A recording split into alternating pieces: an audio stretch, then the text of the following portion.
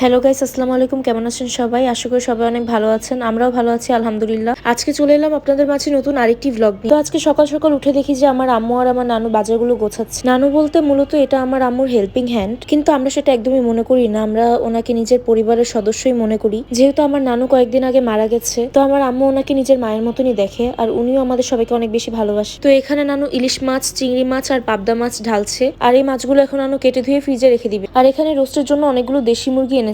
কেউ আবার মনে করবেন না আমাদের কোনো গেস্ট আসবে, আমাদের কোনো গেস্ট আসবে না, আমরা নিজেরাই এগুলো খাবো। আমি রোস্ট, চিকেন ফ্রাই এগুলো অনেক খেতে পছন্দ করি, তাই আমার আম্মু সবসময় এগুলো রেডি করে ফ্রিজে রেখে দেয়। আর এদিকে নানু সবগুলো মুরগি কাটার জন্য বের করছে, আর এদিকে আম্মু আর নানু এখন বসে বসে এগুলো কাটবে আর আমি বসে বসে দেখবো। আর এখানে আম্মু এখন অনেকগুলো গরুর মাংস ঢালছে। এখানে প্রায় 8-9 কেজির মতো গরুর মাংস।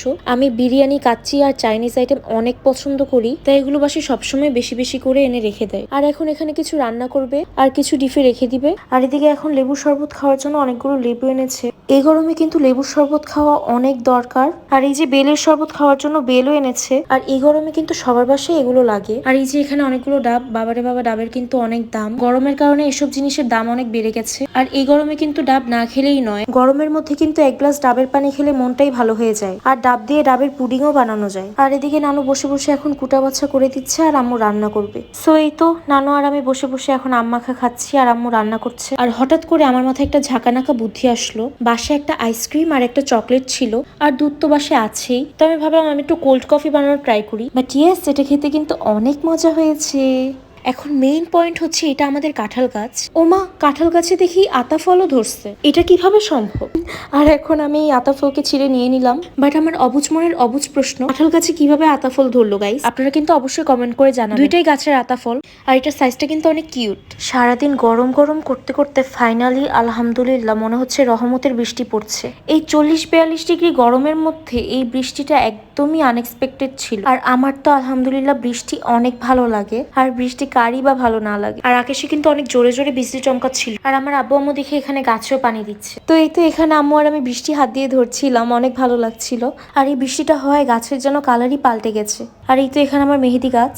মাশাআল্লাহ, বাসায় গাছ থাকলে কিন্তু মন আরো ভালো হয়ে যায়। আর এই তো এখানে বৃষ্টিতে ভেজা গাছগুলোকে অসম্ভব সুন্দর লাগছে। আর এখানে কিন্তু অনেক জোরে জোরে বিজলি চমকাচ্ছিল, আর আমরা বৃষ্টিতে ভিজতে ভিজতে এগুলো দেখছিলাম।